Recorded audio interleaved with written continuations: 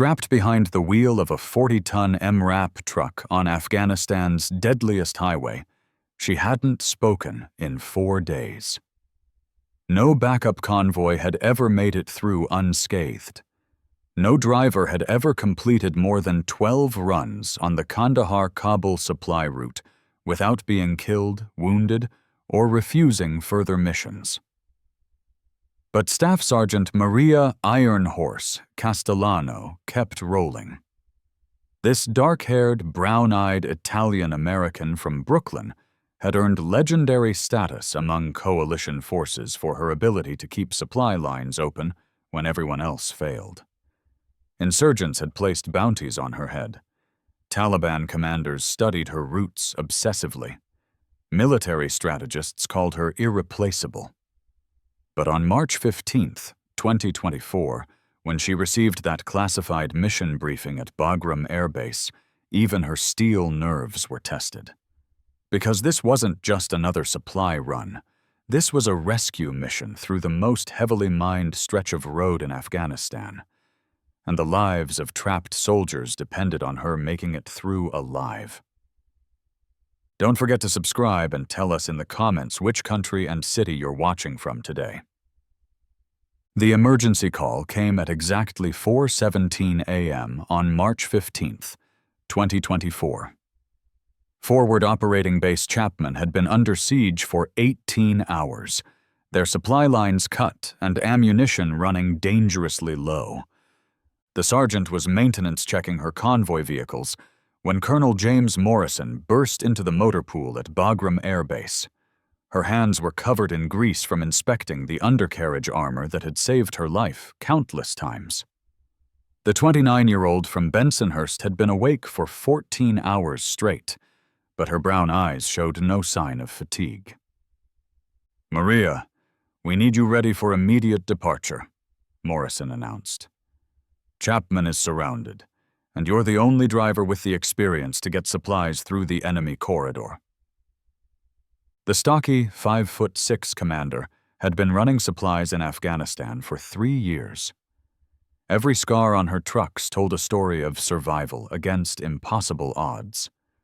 Her dark brown hair was always pulled back in regulation style, secured with a hair tie that her younger sister Rosa had sent from home. Those brown eyes held the steady confidence of someone who had stared death in the face 17 times and kept driving.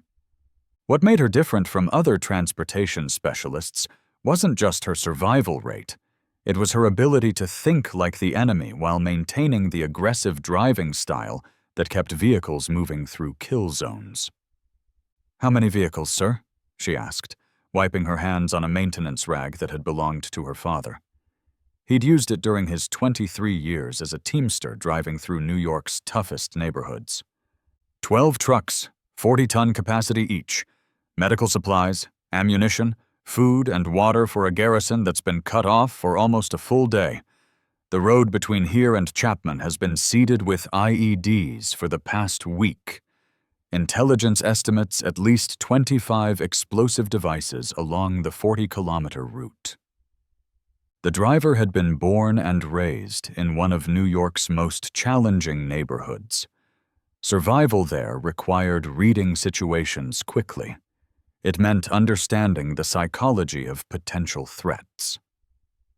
Her father, Vincent, had been a teamster for 31 years, driving trucks through areas where other drivers feared to go.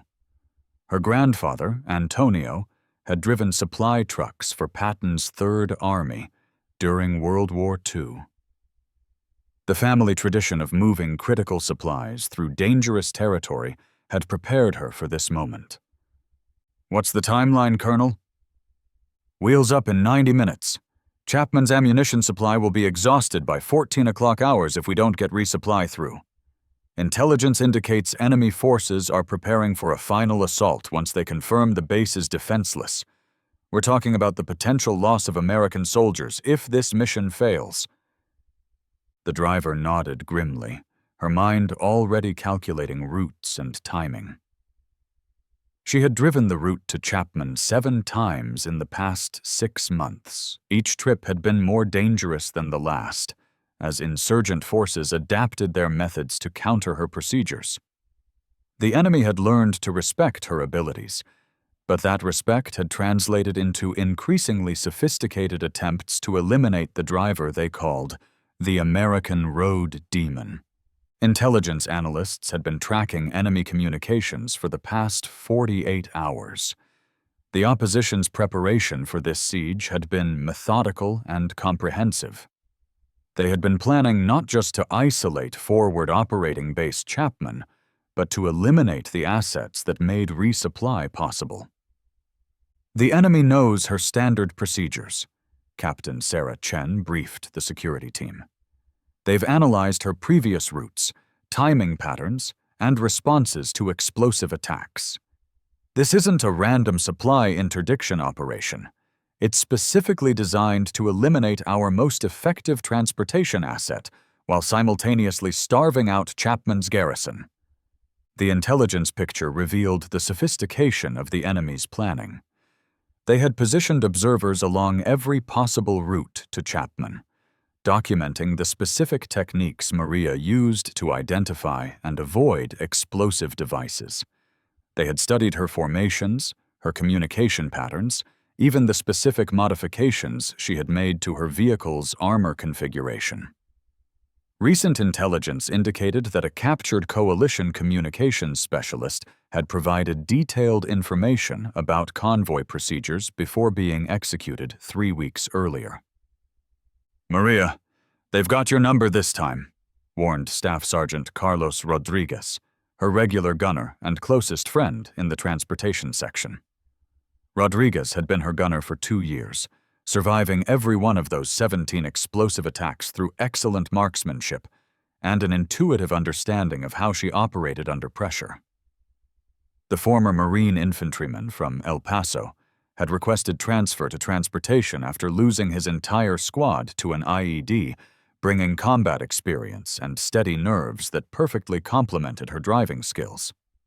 "Intelligence says this road is more heavily mined than anything we've faced before. They've had 2 weeks to prepare kill zones specifically designed for your techniques." The driver had survived on these roads by combining aggressive driving with careful observation of terrain features that indicated buried explosives. She could read the Afghan landscape like a street map. She could identify disturbed earth, suspicious debris, and positioning that revealed enemy ambush sites. But more importantly, she understood the psychology of insurgent fighters who had been studying her methods for months. "Rodriguez, we've been through worse situations than this," she replied, while conducting her pre-mission vehicle inspection with methodical thoroughness. "Remember the run to Gardez when they hit us with 7 explosive devices in 12 kilometers? We lost 2 trucks but delivered the supplies and brought everyone home alive. Today we're going to do the same thing, except we're not losing anybody or anything." Her pre-mission routine was legendary among transportation personnel throughout the theater. Every bolt, every armor plate, every piece of equipment was inspected personally. She had learned this attention to detail from her father, who had taught her that mechanical failures killed more truck drivers than enemy action. The operation consisted of 12 heavily armored trucks, each carrying critical supplies for the besieged garrison. Maria would drive the lead vehicle, using her experience to identify and avoid threats while maintaining the aggressive pace necessary to minimize exposure time in kill zones. Her vehicle carried sophisticated counter-IED equipment, including ground-penetrating radar systems and electronic warfare devices designed to jam insurgent detonation signals. "This is Overwatch," came the voice of Major Lisa Park from operations. "We have real-time intelligence feeds from drone surveillance over your entire route. Enemy forces have been moving into position since before dawn. They've positioned more assets along this road than we've ever seen for a single operation." The intelligence picture painted by drone surveillance was sobering. Enemy fighters had positioned themselves in complex, layered ambush sites that would allow them to engage from multiple directions while channeling the vehicles toward the largest explosive devices. The opposition had learned that her primary advantage was her ability to identify safe alternate routes around obvious threats, so they had prepared secondary and tertiary explosive belts to cover every possible deviation from the main road. The senior mechanic, Staff Sergeant Martinez, completed final systems checks on all 12 vehicles, while the commander reviewed intelligence reports. "Maria, these trucks are running perfect, but we're carrying more weight than usual, and the route profile shows some steep grades where we'll be more vulnerable if we need to accelerate out of kill zones." The leader had requested additional ammunition and medical supplies beyond the standard load requirements. Her experience had taught her that isolated garrisons always needed more supplies than official calculations indicated, and the besieged soldiers at Chapman would require every round and every medical kit her team could deliver. The formation departed Bagram Air Base at 5:45 a.m. local time, moving with 50-meter intervals between vehicles. She led from the front, her experienced eyes constantly scanning for the subtle terrain indicators that revealed hidden explosive devices. Her hands gripped the steering wheel with the confident pressure of someone who had learned to read the road through her vehicle's responses to barely perceptible changes in surface conditions. The early morning light created visibility conditions that favored their movement. It made it more difficult for enemy observers to accurately judge distances for timed explosive devices. But it also revealed the scope of the opposition's preparation. Disturbed earth and suspicious debris patterns extended along both sides of the road for kilometers ahead. "All vehicles, enemy has been busy overnight," she transmitted over the internal communication net. "We're seeing preparation indicators that suggest coordinated ambush sites every 2 to 3 kilometers. Maintain interval, maintain speed, and be ready for multiple simultaneous threats." The first explosive device detonated at kilometer marker 14, exactly where intelligence analysts had predicted the enemy would position their opening attack. The blast crater was massive, a 155 mm artillery shell buried 3 feet deep and triggered by pressure plate. The explosion sent a column of earth and debris 40 feet into the air, showering the lead vehicle with rocks and metal fragments that bounced harmlessly off the MRAP's armored windshield. But the driver had identified the threat signature 200 meters early, directing her team around the kill zone using an alternate route she had memorized during previous missions.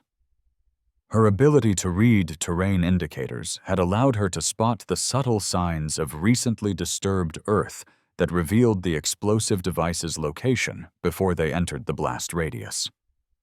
"Lead to all vehicles, explosive crater left side of roadway at marker 14. Follow my track exactly. Do not deviate from my path. Enemy is monitoring our reaction time and positioning secondary devices to exploit predictable responses." The opposition had learned that most commanders would slow down after the first explosive attack, making their vehicles vulnerable to secondary devices and small arms fire from prepared positions. But the sergeant accelerated through the kill zone, using speed and unpredictable route selection to prevent the enemy from accurately timing their follow-up attacks. Rodriguez was monitoring enemy communications through his radio intercept equipment while maintaining visual surveillance of potential threat areas. "Maria, they're talking about timing coordination between multiple cells. This isn't just harassment. They're trying to channel us towards something big." The second attack came at kilometer marker 21. This time it was a complex ambush, multiple explosive devices positioned to channel the formation into a kill zone covered by machine gun positions in the surrounding hills. The lead device detonated 50 meters ahead of her truck, showering the windshield with debris, but causing no vehicle damage. The blast was designed to force them to slow down and seek cover, making them vulnerable to the coordinated small arms fire that erupted from 3 different directions. "Contact left! Contact left!" Rodriguez shouted into his radio, while engaging enemy positions with the truck's mounted machine gun.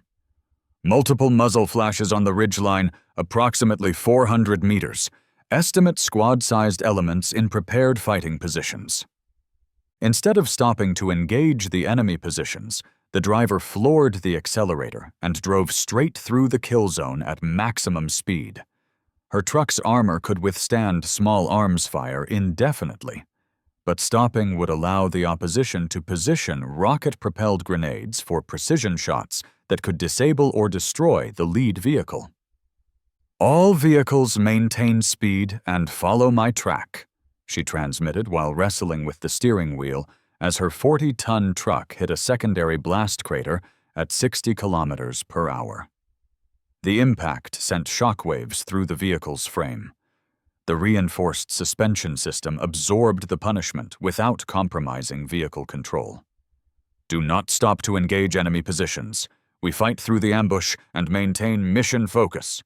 The formation roared through the kill zone in less than 90 seconds, too fast for the enemy gunners to adjust their fire effectively for sustained engagement. 2 trucks suffered minor damage from small arms impacts, but all vehicles remained operational and the critical supplies stayed secure.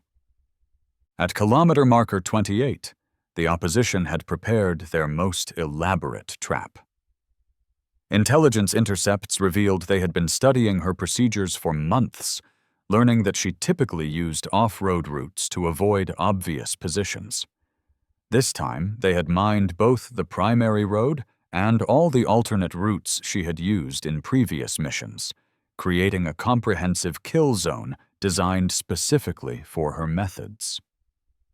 The terrain ahead showed clear signs of recent excavation, disturbed earth in patterns that indicated buried explosives across multiple potential routes. But every possible path around the obvious threat areas showed similar indicators of enemy preparation. The opposition had spent weeks preparing a trap specifically designed to eliminate the commander who had been disrupting their operations throughout the region. "Lead to base. We have confirmed emplacements across multiple route options at marker 28, requesting immediate explosive ordnance disposal support or alternate route guidance. Enemy has prepared comprehensive coverage of all standard bypass routes." Colonel Morrison's voice came through her radio with unusual urgency. "Chapman reports enemy forces massing for final assault. Their ammunition situation is critical. They have approximately 2 hours of combat supplies remaining before base is overrun. No EOD assets available for route clearance. You'll have to find a way through using your own resources." The driver stopped her formation and studied the terrain ahead through high-powered binoculars, while her security team provided overwatch for potential enemy movement.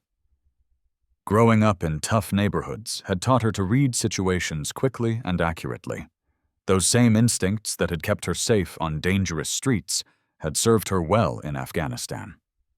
"Rodriguez, look at the blast pattern from the last explosive we encountered. The crater dimensions are inconsistent with the size of the explosion we heard. They're using smaller charges to create visual deterrence and psychological pressure while concentrating their major explosives on the routes they predict we'll take to avoid the obvious threats." Her gunner studied the terrain with his own binoculars while monitoring radio communications for any indication of enemy movement in the area. "So you're saying the road that looks most dangerous might actually be the safest route through this kill zone?" "Exactly. They've learned our standard procedures through months of observation, but they're still thinking like insurgents instead of professional truck drivers. They expect us to avoid obvious danger instead of analyzing the situation and choosing the option that provides the best combination of speed and survivability." She spent 15 minutes analyzing the situation while her team remained in defensive formation. The route that appeared most heavily mined showed obvious signs of recent digging and suspicious debris placement that would normally indicate lethal obstacles. But her analysis of blast patterns, terrain features, and enemy psychology indicated these were primarily psychological deterrents rather than truly lethal devices. The psychological pressure was enormous.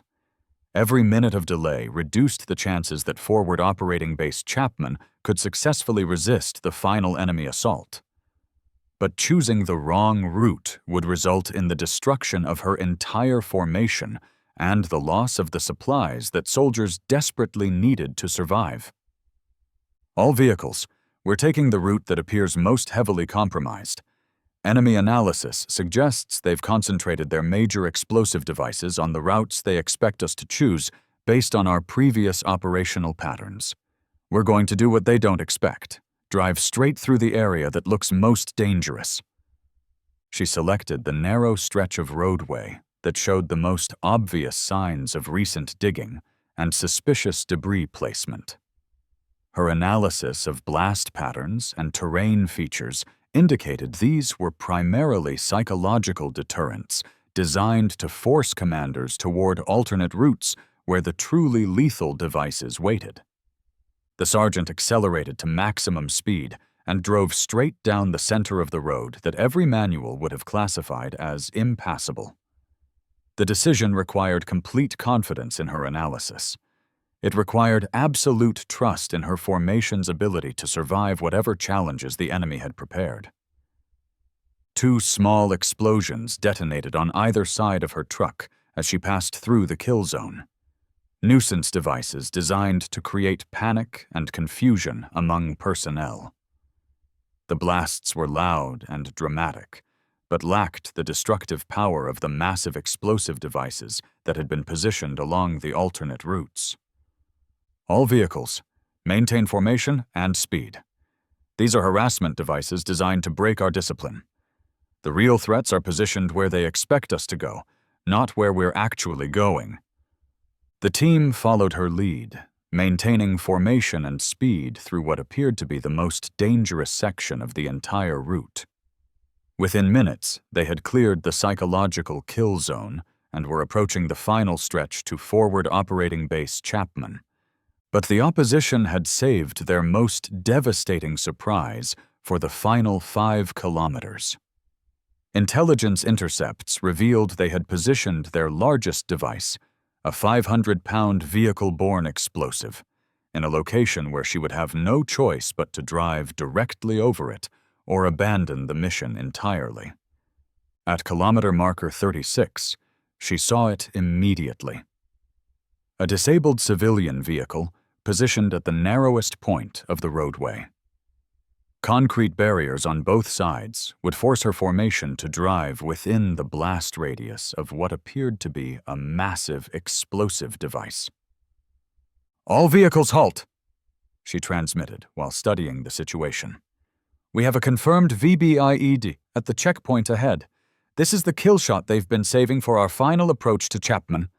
The disabled vehicle showed all the characteristics of a massive car bomb: suspicious modifications to the chassis, unusual weight distribution, and positioning that would maximize damage to passing vehicles. The concrete barriers had been positioned to prevent any possibility of avoiding the threat through alternate routing. Rodriguez was monitoring enemy communications through his radio intercept equipment while maintaining visual surveillance of the surrounding terrain for signs of hostile observers. "Maria, they're coordinating timing for detonation sequence designed for maximum vehicle damage. They know we can't go around the obstacle, and they know Chapman can't hold out much longer without resupply."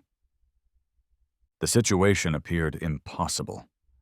Chapman needed the supplies within 90 minutes to prevent being overrun. But driving through the checkpoint would trigger an explosion large enough to destroy her entire formation. Going around would require hours of route clearance that they didn't have. Turning back would mean abandoning soldiers to certain death or capture. But the sergeant had one advantage the enemy commanders hadn't considered. She had studied every inch of this route during previous missions, including terrain features that weren't visible on standard military maps or included in official route planning databases. Rodriguez, remember the dried riverbed we passed during the supply run to Chapman last month? The one that parallels the main road for about 2 kilometers, starting right around this location? Her gunner checked his GPS display and standard military maps while scanning the terrain for the feature she was describing. Yeah, I remember it, but it's not included in any of the approved route plans. Command classified it as impassable for heavy vehicles during the route reconnaissance phase. Command never had to drive a 40-ton truck through tough neighborhoods during a snowstorm with Teamsters on strike and half the roads blocked.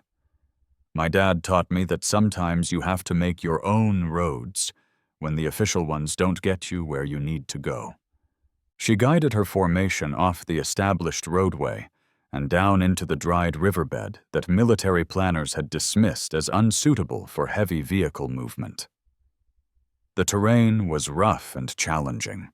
It required expert vehicle control and constant attention to avoid obstacles that could disable or damage her trucks. But the improvised route provided a path that bypassed the enemy checkpoint entirely, while staying within the timeline needed to save Forward Operating Base Chapman. The riverbed route required 47 minutes of careful navigation through terrain that had never been traveled by military vehicles. Her formation had to ford 2 water crossings, navigate around several large boulders, and climb out of the streambed using a slope that tested the limits of her truck's capability. But the risk was manageable compared to the certain destruction that awaited them at the vehicle-borne explosive device checkpoint. Chapman Base, this is lead approaching your perimeter with full resupply, she transmitted as her formation emerged from the riverbed just 2 kilometers from the base's main gate. We have medical supplies, ammunition, food, and water for personnel. Request immediate coordination for rapid offload to minimize our exposure time in your defensive perimeter. The base commander's voice over the radio revealed the desperation of their situation and the relief that came with the arrival of critical supplies.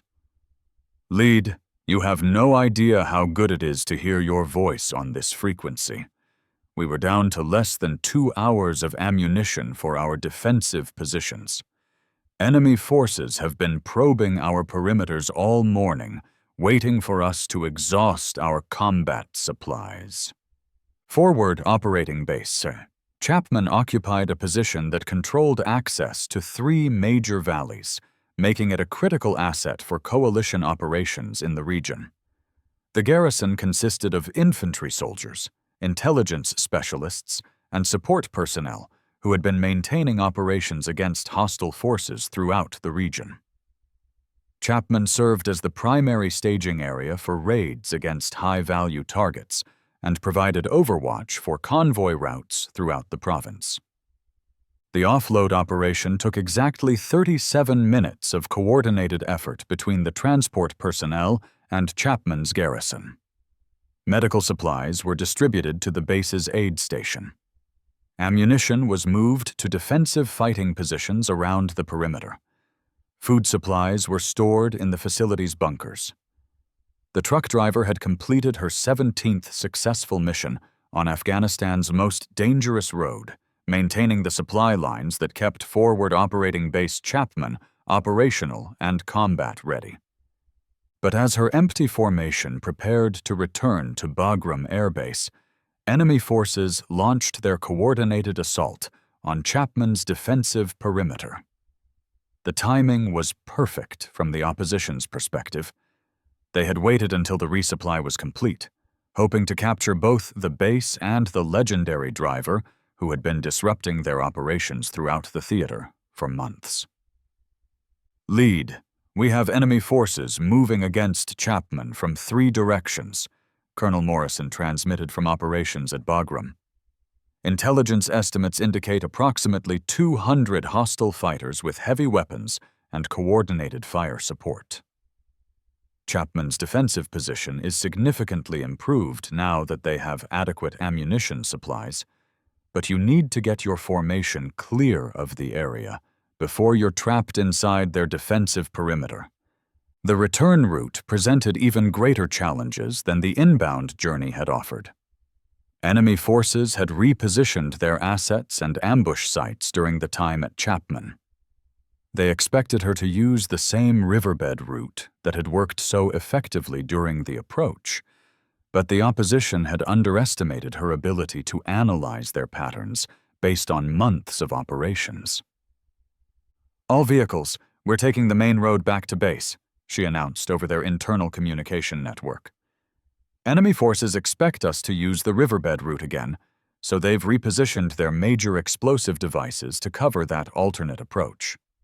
Sometimes the most obvious path provides the best combination of speed and survivability, because nobody expects you to take the same route twice in opposite directions." The return journey took 2 hours and 23 minutes. It included encounters with 4 more explosive attacks and 3 coordinated small arms ambushes. But her aggressive driving style and expertise kept the formation moving through every threat they encountered. Her trucks sustained minor cosmetic damage from small arms impacts and explosive fragmentation. No personnel casualties occurred, and all vehicles remained fully operational. Upon returning to Bagram Air Base, she learned the full scope of what her mission had accomplished beyond the immediate supply delivery. Forward Operating Base Chapman had successfully repelled the enemy assault.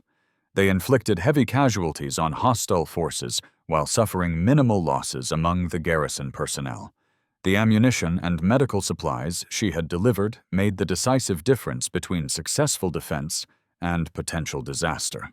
Colonel Morrison met her at the motor pool as she completed post-mission maintenance on her vehicles. "Maria, intelligence reports indicate that was the largest coordinated enemy assault in this sector in over 2 years. Without your resupply mission, Chapman would have fallen, and we would have lost soldiers along with a strategically critical position." The stocky sergeant was already planning modifications to her truck's armor configuration based on lessons learned during the mission. "Sir, with respect, that's what we do in the transportation section. The infantry guys hold the positions and engage the enemy. We make sure they have the supplies and support they need to accomplish their mission successfully." This was your 17th successful mission on the Kandahar-Kabul supply corridor. No other driver in theater has completed more than 12 runs without being killed, wounded, or requesting reassignment to safer duties. How do you keep doing this when everyone else eventually breaks down? The driver wiped her hands on a maintenance rag and looked at the battle-scarred armor of her lead truck. She counted the new impact marks from small arms fire and explosive fragmentation. Each scar represented a moment when her decisions had kept her crew alive and her mission successful. "Colonel, I grew up in a neighborhood where you had to be tougher than the environment, or it would destroy you completely. My hometown taught me that you don't back down from bullies. You don't show fear when facing threats.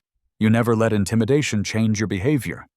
The enemy is just another kind of street gang with better weapons, and I know how to deal with people who think they can control others through violence."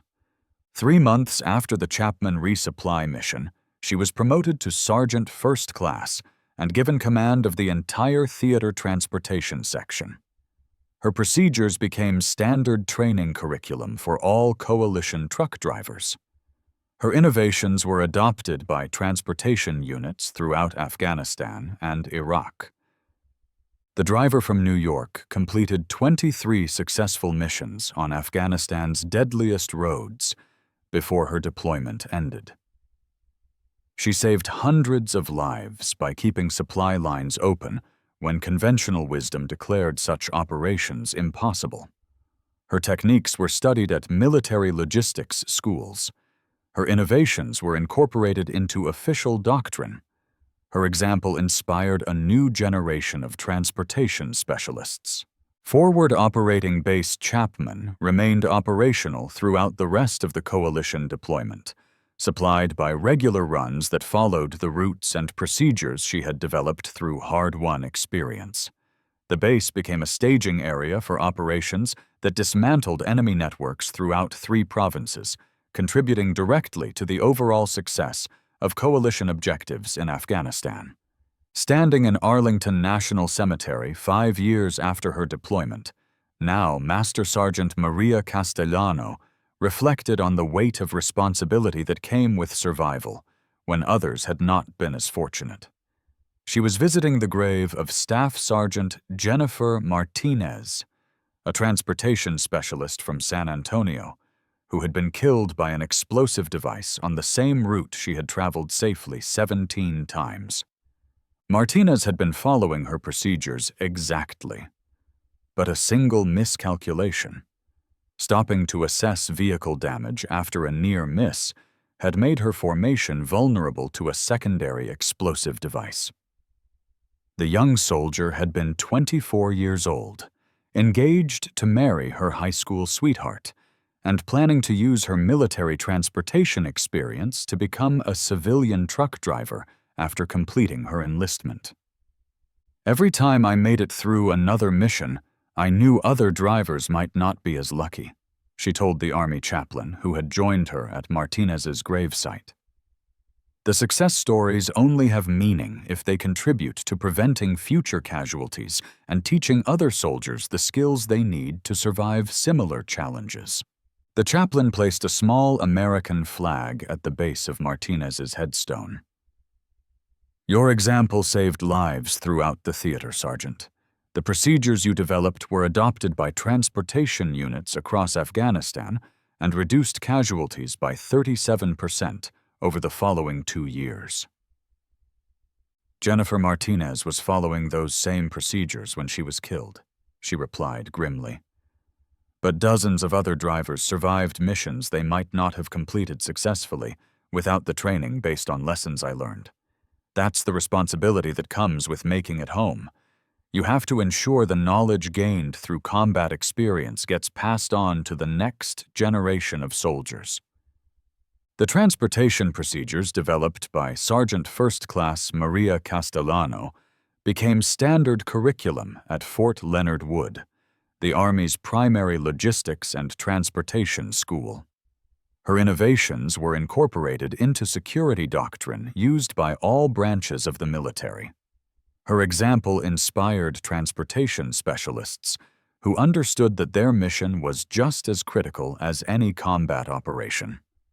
Her story demonstrated that heroism could be found in the most routine and dangerous missions, performed by soldiers who never sought recognition, but were willing to risk everything to ensure their fellow service members remained supplied and protected. The unglamorous but critical work of maintaining supply lines required the same courage and expertise as the most celebrated combat operations. The roads of Afghanistan remained dangerous throughout the coalition presence, but they were never completely closed as long as transportation specialists were willing to follow the example of drivers like her. Her legacy lived on in the procedures that became standard throughout the military and in the confidence that critical missions could be accomplished even under the most challenging circumstances. Years later, Master Sergeant Castellano became the senior instructor at Fort Leonard Wood's Advanced Transportation Leadership course. She trained commanders for deployments to combat theaters around the world. Her classroom presentations combined technical instruction with hard-won insights about the psychological aspects of operating in high-threat environments. The enemy studies your patterns just as carefully as you study theirs, she would tell her students during exercises. Your survival depends on your ability to think faster, adapt quicker, and take calculated risks that keep you ahead of their planning cycle. But more importantly, your mission success depends on your willingness to accept responsibility for the soldiers whose lives depend on the supplies you're moving.